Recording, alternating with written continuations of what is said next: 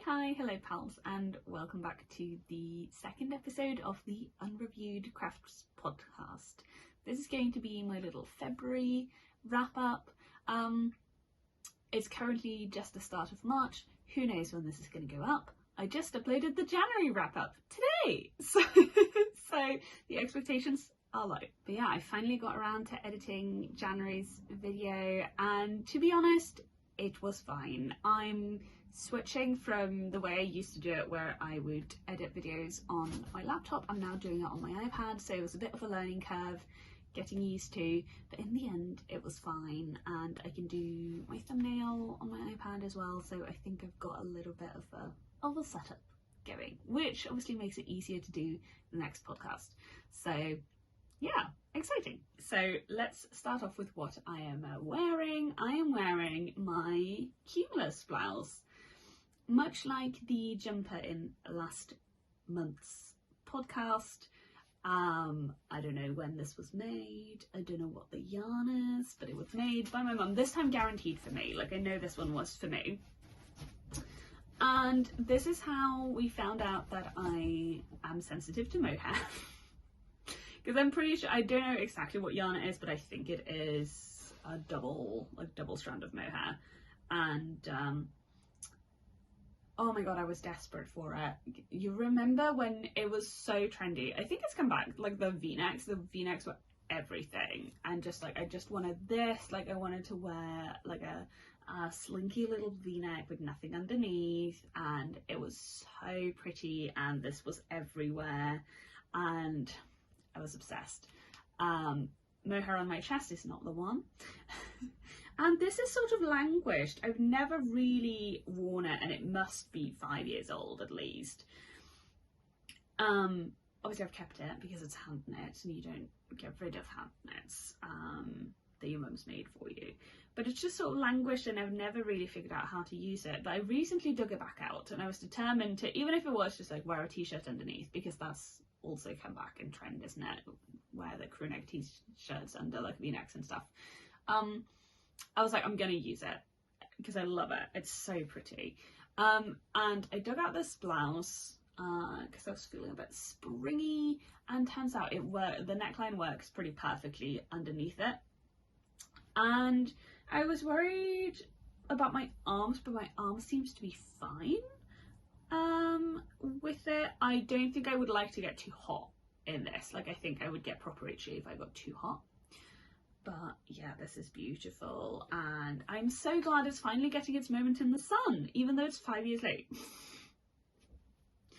It just goes to show that some things just truly are classic, doesn't it? So if you want to make the Cumulus blouse, go for it. I love mine. Anyway, let's move on from me being excited about finally being able to wear my Cumulus blouse to some finished objects, mainly socks. My first finished object is all wrapped up, ready to be gifted. So I'll put this away because it's very crinkly. But it is the little newborn socks. I'll put a picture here of the finished ones that I had in last month's podcast. I just had one pair last month. I only ever took a picture of one pair, like, together. I never took a picture of the two pairs, but I did do two pairs, and they are both ready, and they are both ready to go to their new baby home. So obviously I talked about them in the last podcast, but they were the Perfect Newborn Socks by Tabitha Gandhi, and I said in the last one, but it was the first socks that I ever knit, and I thought it was an excellent, brilliant first sock. I had some knowledge of the heel flap and turn, and I think I watched the Crazy Sock Ladies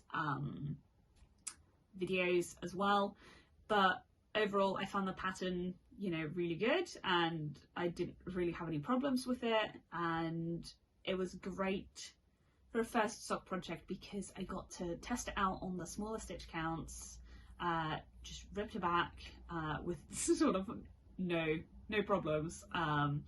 If I made a mistake, because it was like so few stitches and it didn't feel like I was setting myself back a whole lot. So yeah, it was a really excellent first pattern.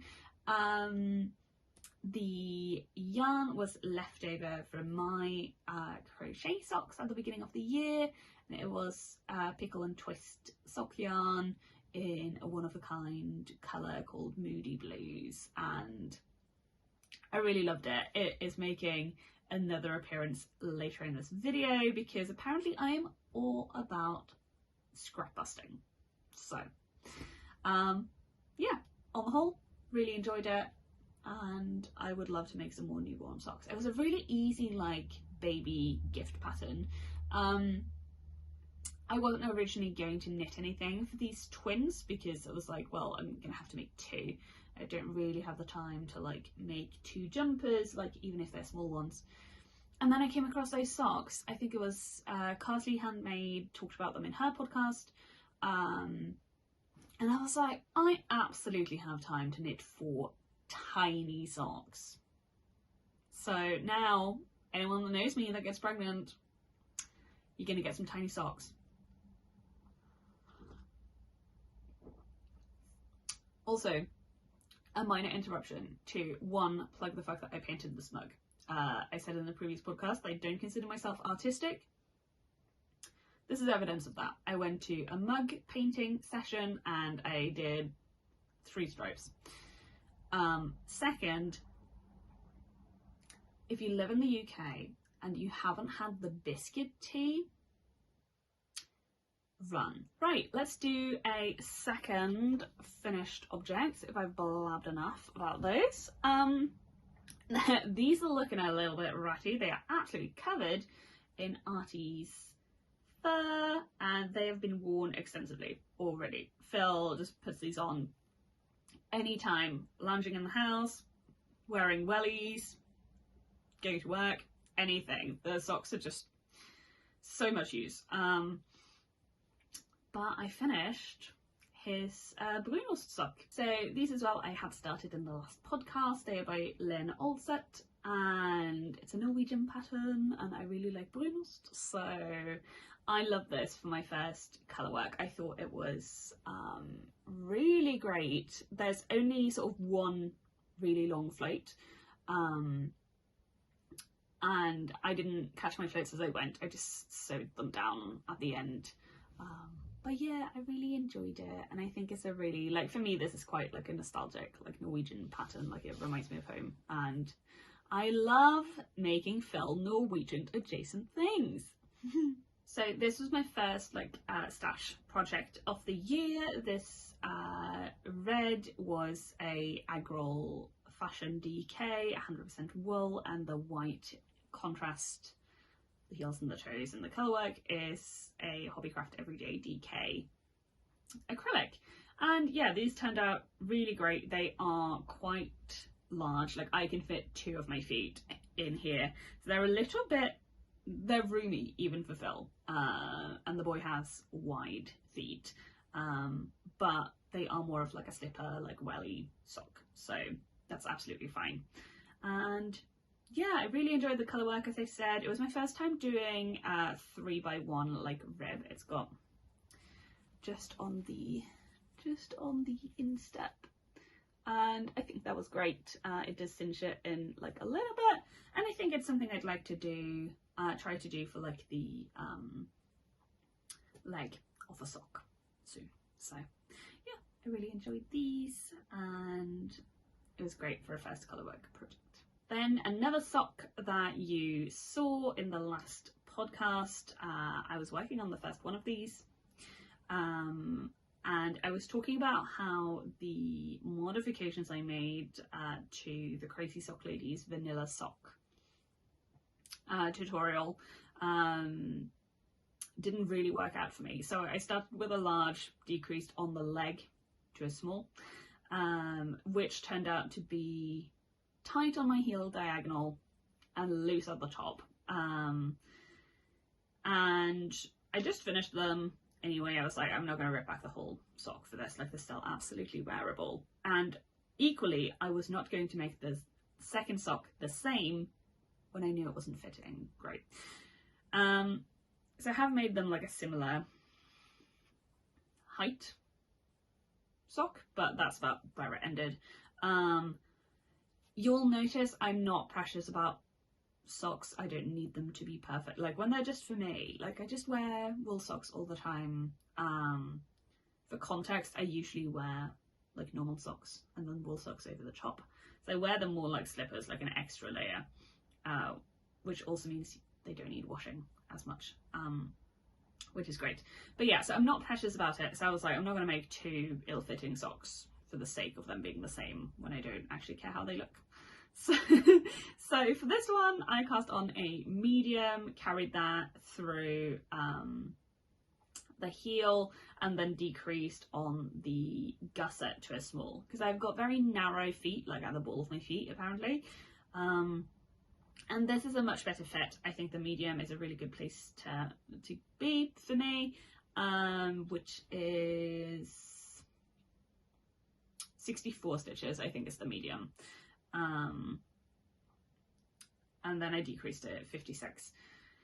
But yeah, I did my cast on too tight. On my first one, the cast on is like plenty loose enough to stretch with the ribbing, but it is quite tight here. So I just need to make sure that I'm doing my cast ons loosely enough, and the 64 stitches on 2.25 millimeter needles should be a great fit. Here is that little scrap of my Moody Blues. Sorry, we're all over the place. This is Down Knit by Kate, Into the Woods, and I really love this colour. I think it's so pretty, and this sock is slightly over 25 grams. This sock is slightly under 25 grams. So when I got to the toe on this and I realised I was running out, and I realised that the better fitting sock was the one that used less yarn, I wanted to use up a scrap for the toe instead of busting open my next 50-gram ball of this yarn, because since this uses less than 50 grams, I'll be able to get another whole pair of socks out of my remaining 50-gram ball. And I managed to use up the last little bit of this yarn. So yeah, I used the whole ball of this, and I'm really chuffed about it because it's one less thing sitting around in stash. And I was, again, I'm not precious about how my socks look, and I quite like my little one accent toe. So yeah, really happy with these. Really enjoy this yarn. This yarn is lovely and it's great to work with. And like I said last time, I'm obsessed with 2.25 millimeter DPNs. Obsessed. We've got one more finished pair of socks. You didn't see these in the last video because I hadn't started them, but I made a pair of DK socks.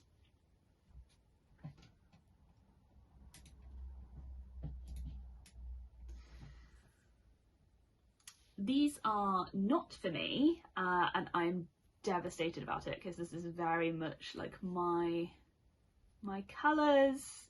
They're so gorgeous. So this is the same yarn as in Phil's Buenos sock.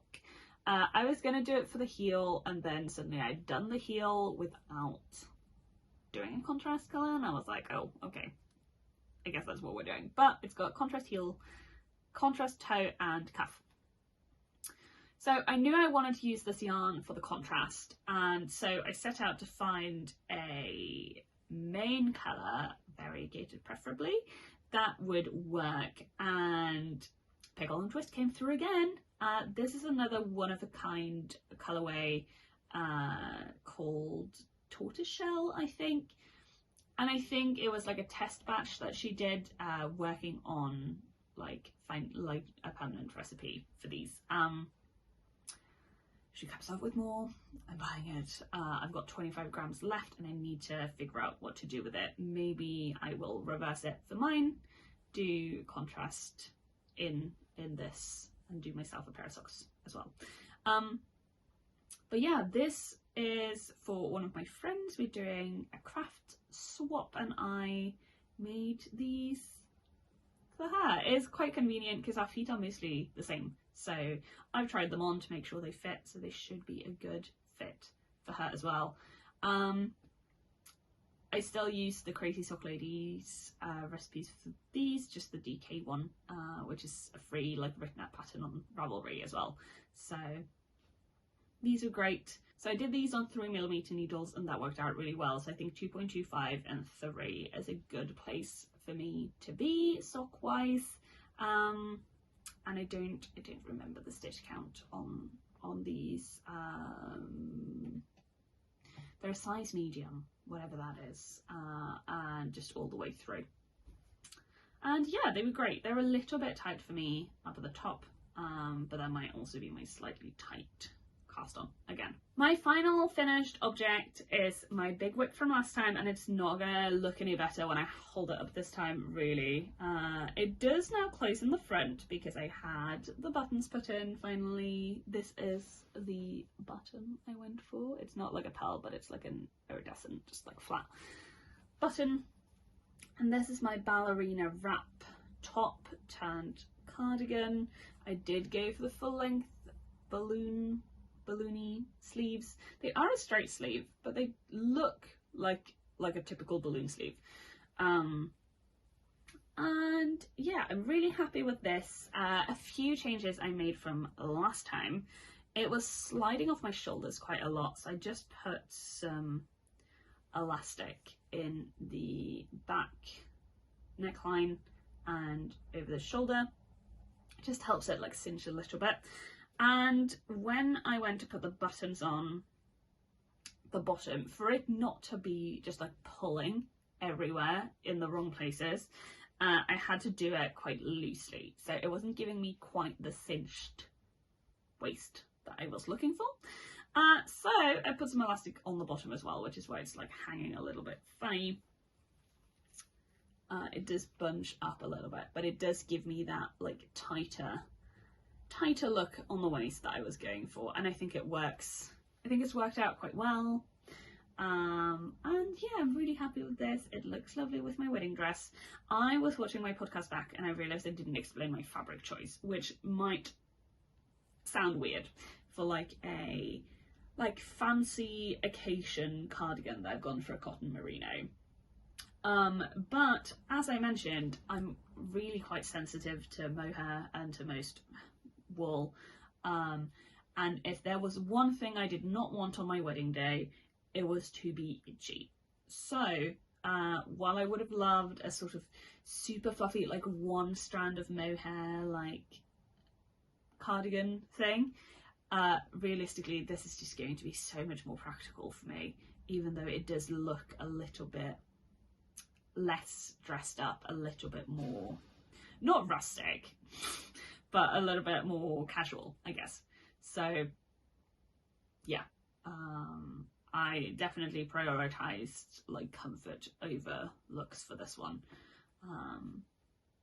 And yes, I think I mentioned in my last podcast as well, this is to wear over my wedding dress, but in the evening. Like, this is not a church photos kind of thing. This is I'm eating, my arms are cold, I don't have the coordination to keep a wrap around me while eating and trying to not dip it in soup. So that is where this came from, and it is now done. It is Drops Cotton Merino in powder pink, and I talked about the modifications that I made to this in the last podcast, so if you want to hear about that, definitely go check the previous episode out. But yes, I sort of cleared off everything on my plate for last month, which I was really happy about, and subsequently I started some new stuff, which is very exciting. So let's get into my current whips. So let's start with my most important whip. If you are Phil watching in support, thank you very much, sweetie, but you're gonna have to skip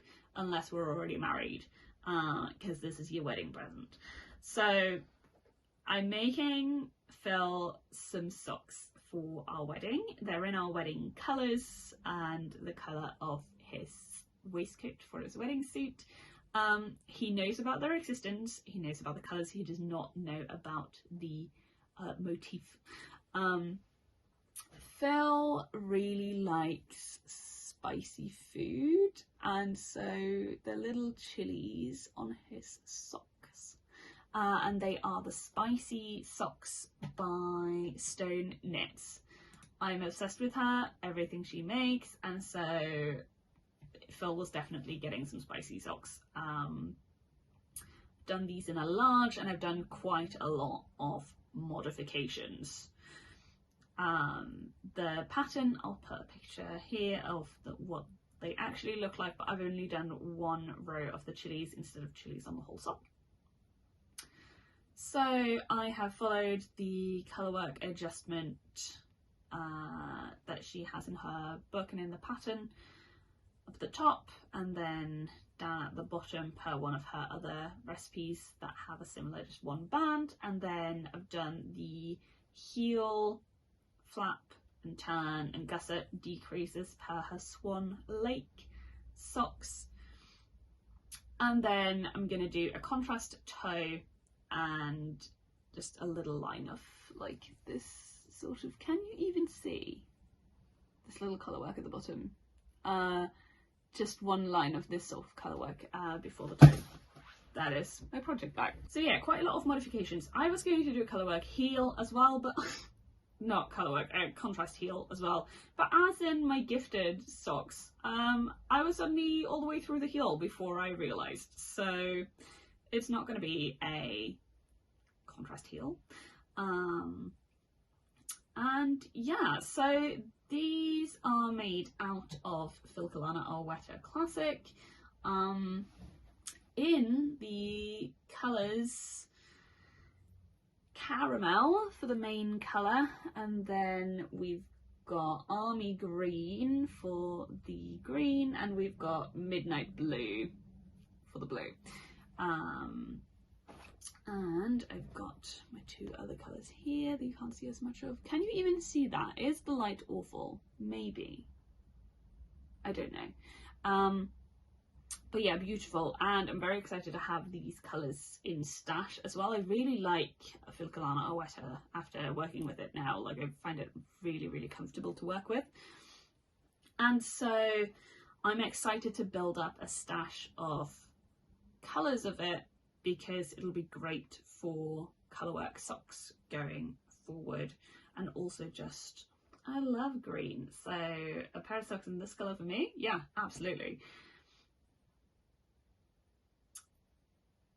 So that's where we are at with that. And while I'm talking about it, let me introduce you to the new way that I'm doing these socks. I'm using little 9-inch circulars, and I know I wanted to get them for the colourwork. I talked in the last episode about how I found it quite tricky holding the colours and the DPNs and all the things at the same time, and so I knew if I wanted to do colourwork socks, I knew I wanted to get some little 9-inch circulars, and I really, really like them.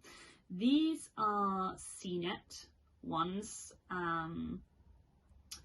in the 2.25, and they're great. I'm getting another pair in the 3mm, so I've got one for each of my sock sizes.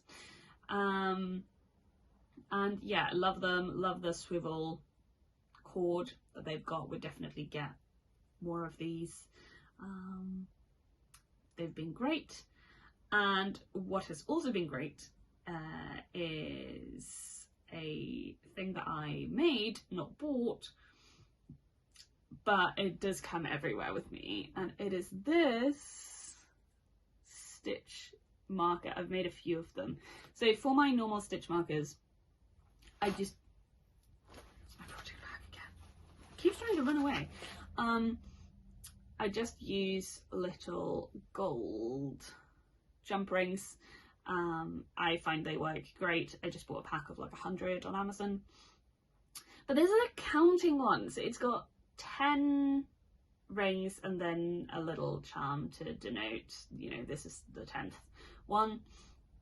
And I just move it one ring each time I do a round. And it means that I can see how many rounds I've done. And for someone who can't count, to save their life, this has been absolutely amazing, and I have one on each of my projects now, and I really like them. I think I saw a Instagram reel of someone using something like this, very much fancier and and had numbers on it and stuff, and I know you can buy them fancy, and I might eventually, but I was like, I have these on hand, I'm just gonna make one quickly, and it's worked an absolute charm. So if you struggle with counting, definitely would recommend. I'm having the same issue as I did in the last episode where I've got fluff all up in my nose, but yes, 100% would recommend, and I'm really happy with how this project is turning out. I am working on it while Phil's around. I just fold it down so he can't actually see what the pattern is, and that's been working great. I just need to finish this and then start the other one. I'm hoping to have them done by sort of mid-April, because that is when we do our legal bits for the wedding, and I would like to give them to him for that. This one was mostly thought as like a travelling project as well once I got past the colour work, but I haven't really been out of the house so it has gotten a bit neglected, so I think I need to put in some work on that again soon. Let's do my next whip, the next one that I started. So I talked in the last episode about how I wanted to use some stash yarn I had, Women's Institute Soft and Smooth, for the Dawny sweater. I would still love to make the Dawny sweater. It's so pretty. I love the cables and it looks so gorgeous. But I came across this pattern, which is the Fredags Slipover by Aftenstrik, and it screamed for this pattern. I'll put a picture up of the pattern, but it has this gorgeous chunky turtleneck, which is something I categorically cannot wear in wool, because I would do this. Have some tea, have a break.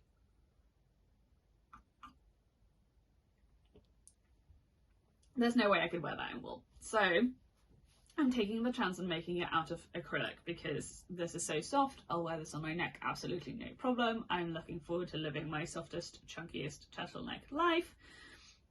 And yeah, I saw this, I bought it instantly, and I cast it on half an hour later. It was one of those things where this was the yarn I was going to use, this was the pattern I wanted to do, I would make it work, because I didn't get gauge on this at all. And so I did quite a bit on it, realised it was turning out too narrow. It is, you'll have seen from the pictures, but it's not it's an open side slipover with just a band. I'm going to do a tie, I think. But yeah, so it's not it's going to be too tight, it's just not going to cover enough of my body. So what I did is I just added some double moss stitch panels on the side here, because there is one in the middle. So normally these cables go all the way out to the edge, but I just added a little panel. I think it looks absolutely fine, and I really like it, and I'm really loving these cables. Also, because this is acrylic, I don't think it'll, obviously you can choose how much you stretch things when you block things, but this shouldn't stretch out really at all in blocking because it's acrylic, and so I get to keep my really chunky 3-dimensional cables, and I am so happy about it. I'm just going to make percentage adjustments when it comes to the neckline, and it's just going to have to be fine. But yeah, I didn't really care about meeting gauge other than for making sure it was big enough. I was fine to adjust to get it to fit, and yeah, I think we've got a good size now. This is going to be the front panel. I think I need to do about 1.5 more times of this before I get up to the neck, and I'm really enjoying working on this. For me, this is absolutely fine to do while watching TV. I've got another little counting stitch marker on here so that I know when I need to do more turns on my cables, and I've got everything, all the panels marked out with my little stitch markers, so it's fine. And other than the double moss stitch, it's just the same as the row before, so yeah, it's an easy enough one to do, and I'm really enjoying it. I'm loving seeing these cables work up. Cables are just magic. Like, I love that I can do that. How crazy is this? I mean, if you knit and you see some, then it's not crazy at all, but I love these. And I've been really enjoying working on this. It might not be done before it gets nice and warm here, because we're sort of expecting that imminently. But if so, I will have it for next winter, and I'm excited about it. So I don't think I mentioned in my last episode, but when I finished my cardigan, I had like 9 balls of the cotton merino left over. I severely overbought the yarn because I was making so many modifications. I didn't know how much yarn I was going to need, and so I just bought so much. So I've been wanting to use that for something, because I really enjoyed working with the yarn, and I also really enjoy how it feels. So I decided I wanted to make a summer top, like a camisole vibe. And I've been looking on Ravelry, I've been looking on Instagram, I've been saving 1 million things, and I've been going back and forth and trying to decide, and eventually it stressed me out enough that I just cast something on. This doesn't look like anything. It is like 25 rows, I think, of stockinette, so it literally just curls like absolute crazy. It's like, yeah, here's a sausage. But this is going to be the Olden Top Light, which actually I bought the pattern for last year, and I started knitting last year. It turned out my gauge was way off, so it was absolutely massive, and I frogged the whole thing, and I threw knitting in the bin for the time being, and I was like, no, absolutely not thinking about it, not doing it. And so I already had the pattern, and I was like, right, we're just gonna make that. I don't care, we can make something else later. It doesn't have to be like the perfect top or anything like that. I just want to make something, and I just need to cast something on. So I did the other day, and yeah, it's not gotten very far, but I wanted to get a start on it. I wanted to get to a point where like I could lay it on top of a top that I already have. See about the size. It is a good size, I think. I did that the other day, and it sort of vaguely matches up. So I'm quite happy with how this is going, but it is probably going to be put on hold for a little bit now, just while I focus on finishing Phil's socks, and also try to make some more progress on my whip I just showed you, because obviously I've got plenty of time to work on this, and this is very much like a stockinette in the round for 1 million years project.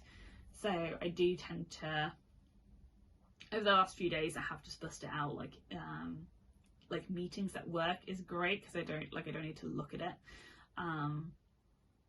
So yeah, that's sort of when it comes out, but I think it's going to be mostly for that kind of thing, until I've got some other projects off my needles. But so far this is pretty small as well, so it's it'd be pretty easy to travel with.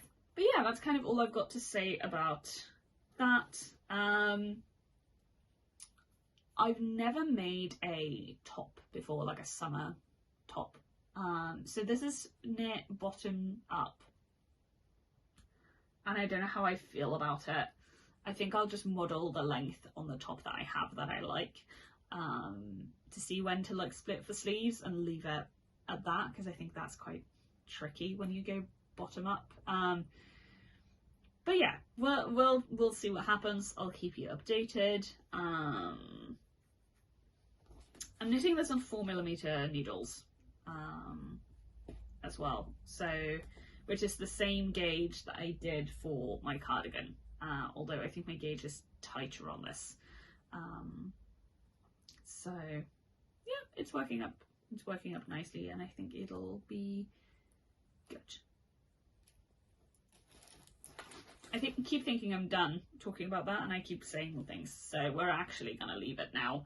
And that was my final whip. I don't know if you remember, in my last podcast I said that acquisitions are probably going to be sparse, because I really want to work on using up some stash.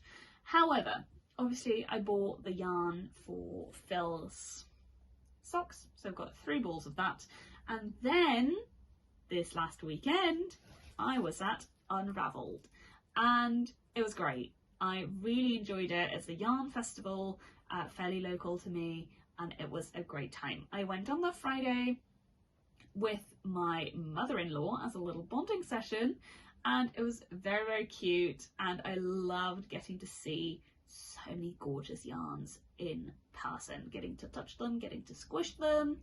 I followed most of the people that were exhibiting on Instagram, so it was great just seeing them. I didn't really talk to people. I'm not really like no, this is a little bit overwhelming. And I ran into Sophie from the Knit Pal Girl and got to see her gorgeous Farnham sweater in person after drooling over it on Instagram for months and months, and that was great. But in general, the knitwear that people were wearing was just amazing, and I just loved looking at like everyone out there parading in their hand knits. And it was funny, we were driving through the town where it was, and we could see who were going where we were going, because like everyone was wearing a knit. It was usually women, a few together, like in their little groups, and I was like, this is so cute, I love it, and I just want to go to more yarn festivals now, so I definitely want to go back to Unravel next year. But because it was a yarn festival, I bought a few things. So the first thing that I bought is my one sock set. I knew going to Unravel that I wanted to pick up yarn for a pair of socks. When I go places, I like to buy, I like the idea, I haven't done it yet, I like the idea of buying yarn for a pair of socks as like a souvenir from that place, and then it's a useful souvenir because it's a pair of socks. So this is going to be my Unravel socks, and I didn't know what drew me to these, like looking at them. They are not really my colours. The red and orange and yellow socks I showed earlier are much more my colours. I was so drawn to these and I couldn't figure out why, and then I realised it's the little like bubblegum cola bottle sweets. That's what they remind me of, and those were my absolute favourite as a child. So these are going to be my socks. The yarn is from Fruitful Fusion, who again I follow her on Instagram, and it is 75% superwash merino, 25% nylon, fingering weight, and this is 50 grams and this is 20 grams, so plenty for a pair of contrast cuff, heel and toe socks. And yeah, I'm really excited to cast this on when I do. Then I only bought one more thing. I don't, as I said in the previous episode, I don't really like buying yarn without specific projects in mind. It does stress me out a little bit. However, this was such a good deal that I could not pass it up. I've been like looking at cones of yarn online and stuff for a good long while, and when I saw this I was like, yes, absolutely, because it is pure Hardwick wool, which is a really sturdy wool. Like, I've knitted a swatch with it and it was absolutely fine to knit with, but it's also used in like rug making and things, so it is definitely prickly. This is definitely going to be more of like a utility, like outerwear piece, but I'm so excited about it because it is going to be a proper like hiking, skiing sweater vibe. The reason I couldn't pass this up as well was that this cone is 790 grams and I paid £12.50 for it. Like, that is absolutely nothing. So I'm going to get at least one, this is at least a sweater quantity, probably more, and I'm so excited to make something up with it. The colour of this is just gorgeous. I think it's natural, I don't think it's dyed. but it's a really lovely like grey with some darker hairs, some lighter hairs in it, and yeah, very excited. So let me show you the swatch that I made up with this, because I bought it and I was like, wait, how is this actually going to knit up? No idea. So I made a little swatcheroo, and I was trying to determine the kind of the weight that I was dealing with, and it proved tricky. I couldn't really get a handle on what it was. So I ended up with, on 4mm needles, I got 16 stitches per 4 inches, 10 centimeters, but it was really gappy. So I was like, what is going on? But then I blocked the swatch and it didn't grow particularly, but it really bloomed. So here is my little swatch. The lighting isn't very good today, I don't think. Sorry about that. So you've got 3mm down here and 4mm up here. 3.5? 3.5 probably, and 4mm up here. And yeah, as you can see, it's just bloomed beautifully. It's not gappy anymore. Like, it's definitely looser than this, but I think this top gauge is going to be perfect. And I was a little bit worried when I was knitting it up because it felt stiff, really quite stiff. But it is nice and floaty. Like, it feels really good. It feels like it's going to be maybe not a drapey sweater, but it feels like it's not going to be too stiff to wear, definitely. So yeah, I'm very excited about this. I could absolutely not wear this next to skin. Like, maybe I could. I don't think it's very prickly. Like, it's not super itchy, I don't think, but it is very prickly. But it's not prickly, like, I don't feel it at all through, like, if I wear a long sleeve underneath. I don't feel it at all. So I'm really excited to make this into some sort of outerwear piece.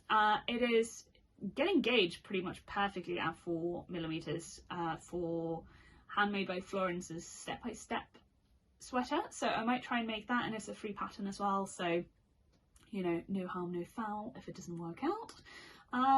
So yeah, I don't know when I would cast this on. Like, it's definitely not an immediate cast on, but it's one of those things that I'm really happy to have in my stash because I'm really excited to use it eventually.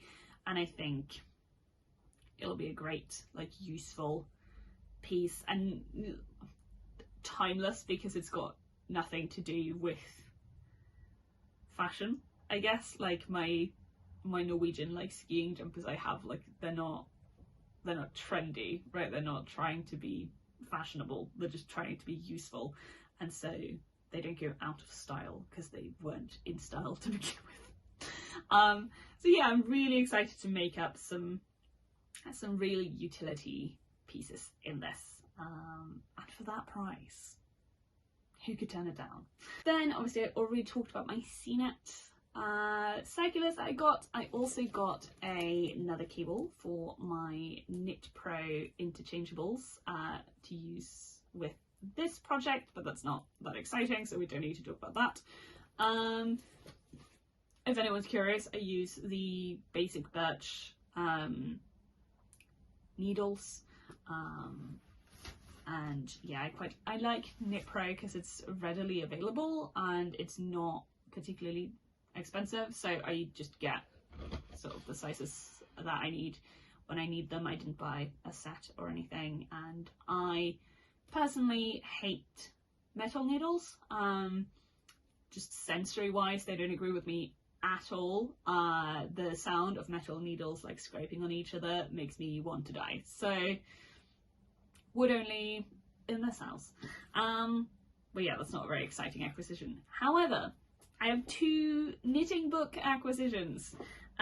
Firstly, you'll be unsurprised, I got the Charming Colourwork Socks book by Stone Knits, Charlotte Stone, which is where Phil's spicy socks are from. Actually, I can just show them to you. Here's that that doesn't glare too much. Yeah, they are great. And I got this because I really like the idea of being able to make socks for gift knits, but being able to like really personalize it to the person you're giving it to.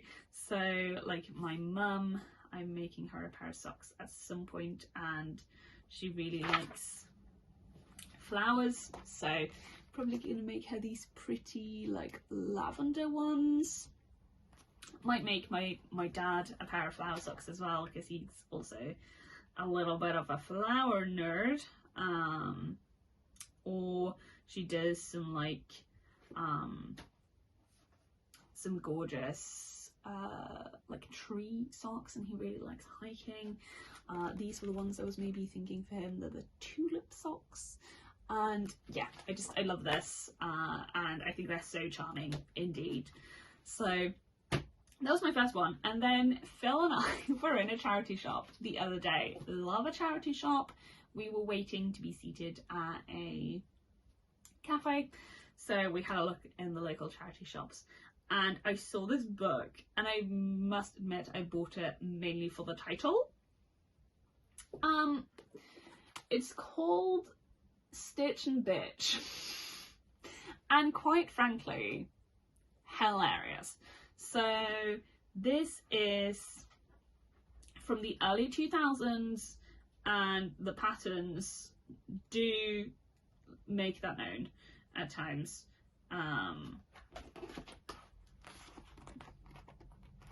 But that's fine. I didn't really buy it for the patterns. I bought it mainly because it's got some great, like, it's very much like a this is how you knit, like, for beginners thing. And I thought it might be useful. Also, I just like having knitting books. But yeah, I might have a look at some of these patterns as well. Although the umbilical cord hat, keep it far away from me. Honestly, that name. Who came up with that name? Like, I get it, but why would you call it that? I've got issues with this. Anyway, oh, that's not the funniest one actually. Hold on, hold please.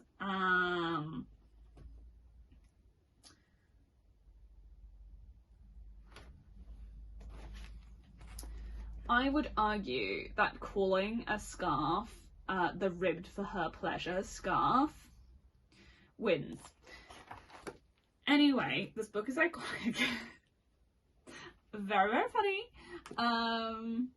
Enjoying it massively. Yeah, I love a knitting book. I love just a craft book in general, and I do have too many, and I will keep buying them.